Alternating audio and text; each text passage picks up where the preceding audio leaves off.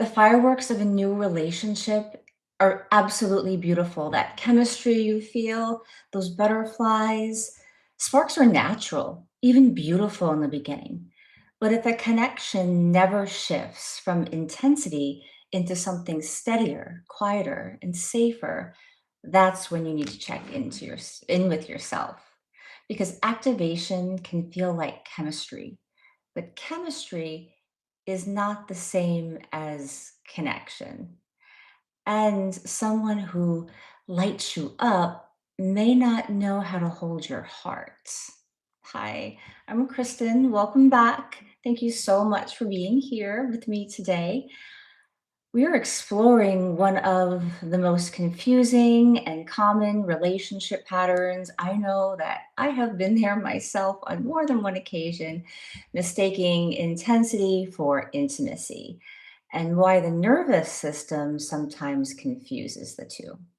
And this is not about feeling shame for yourself or judging someone else. It's about getting clarity. It's about returning to your body's wisdom. So, why does intensity feel like love? Intensity activates the nervous system, it activates adrenaline, dopamine, longing, anticipation. Uncertainty can make us feel magnetized. It's that mysterious unknown what's going to happen next. It can be very engaging, very seductive. And if chaos was familiar to you in your early life or in early relationships that you had in adolescence or in young adulthood, and let's face it, if it's connected and integrated with relations you've had even as an adult, we can get stuck in that pattern. So it's important to ask yourself, do I want this person or do I want the feeling? I remember I was in a relationship with this man who lived in Belgium, and I was here in the US and he was in Belgium. And I just loved going back and forth and being international and spending all this time in Antwerp, Belgium. It was so exciting for me. And in the beginning, we had this incredible spark. I mean, it was just I mean, it was so intense, this feeling of wanting to be with him and constantly wanting to talk on the phone all the time and constantly, wanting to get on the plane. And then it was, of course, the travel was exciting as well. And I was so enchanted. I was so addicted to that feeling that I didn't recognize that the relationship had completely gone south. We weren't communicating, and it was making me feel bad on a general basis. But I kept going back to this excited. I was addicted to trying to chase. How can I get back to that intense, incredible feeling? But if I asked myself how he made me feel, it wasn't good at all. It was nervous. It was stressed. It made me feel uncertain about myself. It made me question myself. Is this something that you've been through or resonate with? So, what does intimacy actually feel like? Intimacy is slow, it's warm, it's unhurried, it's presence rather than pursuit, right? I felt like I had to pursue him. I had to keep going. I had to constantly talk on the phone. I had to constantly try to show him that I was this person that he really wanted, as opposed to just being myself. It's relaxing in the body. It's not bracing. It's not trying to perform or be anything other than your exact self and feeling 100% totally deliciously accepted for exactly who you are in all of your many faces. So put your hand on your heart in this moment, and if you're going through something like this, ask yourself, does this connection slow me down? Is it gentle? Is it soft? Or does it spike me? Does it activate the nervous system. I want to talk a little bit about when gentleness, when softness, when slowness, when presence between two people can feel boring. So, this activation feels exciting, right? It's addictive. The nervous system spikes, registers it as feeling lit up and alive and excited and desired. But deep connection is quieter. Your body is regulated. It feels real. So ask yourself, where have I mistaken intensity for intimacy in my past relationships? Maybe spend some time journaling on it. I do live journaling ritual sessions several times a week where we get together and we journal about things. You're welcome to join me, or just simply grab your own journal or a piece of paper, or go under a tree or cozy up in your bed with a nice cup of tea and just even kind of ponder it in a very gentle way. Right, cocooning yourself. It's not about trying to figure it out. It's letting the body reveal to you what you already know.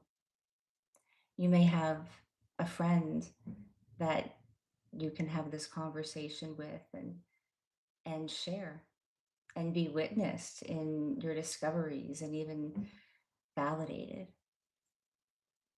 So, how can we choose or start to choose or begin to contemplate, begin to integrate this idea of choosing intimacy over intensity? Slowing down. It's not about rushing, it's not about trying to meet every single one of their needs and forgetting to choose yourself.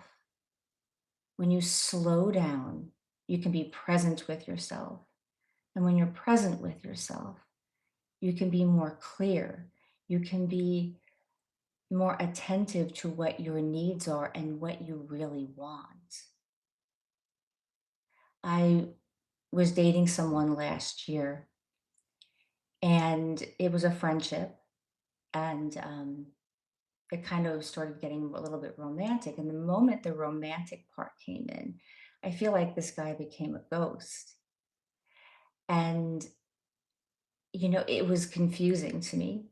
So I was like, first I was doing the thing where I wasn't trying to call, or text or, giving him space. But then I was like sitting around waiting, wondering. And then I'm like, well, maybe I'll toss him a text, and I was feeling just anxious and nervous and like my body just felt awful all the time. And I had to sit down with myself and really get real and be like, okay, this relationship hasn't even started and I'm already confused. I already have no idea what's going on. I already have anxiety. I'm in my head constantly trying to figure this guy out. I had to get real with that personal truth. And that's when I realized I just need to let this go. I don't know what happened. I don't know why. I don't know why this person was constantly pursuing me, constantly wanting to turn the friendship into a relationship, right? It was his intensity in kind of like pursuing and chasing that.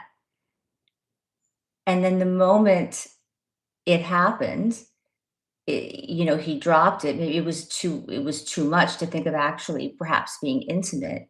But then it was like then I took that energy on and I began to do the same thing towards him. And I had to take a moment and stop. I had to notice my breath. Safety feels like space, not urgency. So we can begin to choose people who make your body feel relaxed, not tight, not anxious. People who don't constantly put you in your brain in this constant, loop of meaning making and trying to figure out the story of what's going on. We want to ask ourselves, what would it feel like to love or begin to love?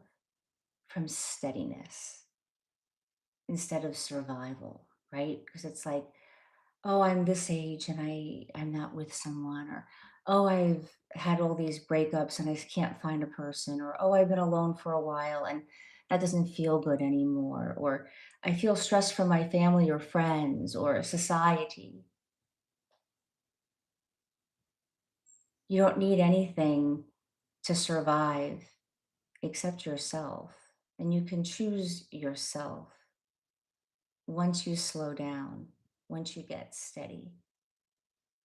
Intensity, it burns bright and it's fast and it's like a match, right? It's here and it's gone and it can feel really great. And I want to say that there is a time and a place for, I don't, you're on vacation and you have an affair with someone, or you meet someone out and about or on an app, and there's a certain kind of spark, and you're just enjoying yourself, you're giving yourself perhaps um, some physical intimacy and something that feels good that you need at the moment. But it's when, and that's, I think, really important.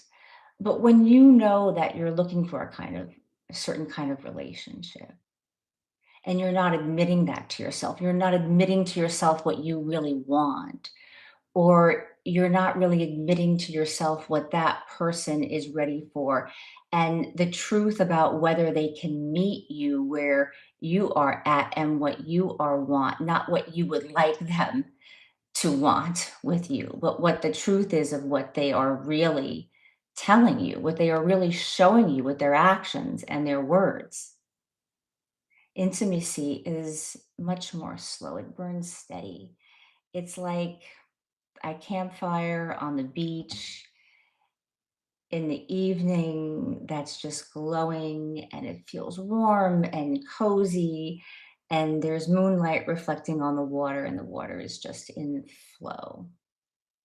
And you deserve that kind of connection that meets you where you are, that makes your nervous system feel calm and regulated. And it just goes deeper and deeper and deeper over time. When it's the right person, they're not going to rush you and you're not going to want to be rushed. Love is the quality of attention we give to things. J. Krishnamurti said that. So, what's the quality of attention that you're giving yourself, your own needs, your own passions, your own goals in relationships, your own dreams in relationships? And what is the self care process that you're giving yourself so that you know that you are looking for people or finding people or being drawn towards people that are truly in alignment with that, and not the spike, not the instant gratification? So,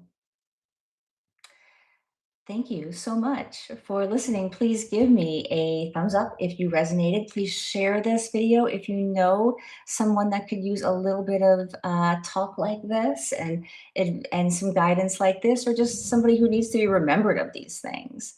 And please, I would love it if you would subscribe.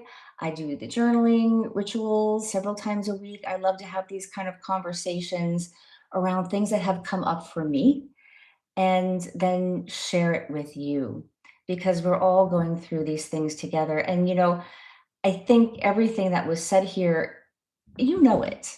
You know this stuff, but we need to remind each other. And that's what this channel is all about. It's just insights that are reminders, and coming together as a community and being like, yeah, I'm not alone. I've been there and it's okay. And there's nothing wrong with you. You're totally enough. You just, looped back into something. You just take a hard left and loop back out. So I hope to see you on the next one. And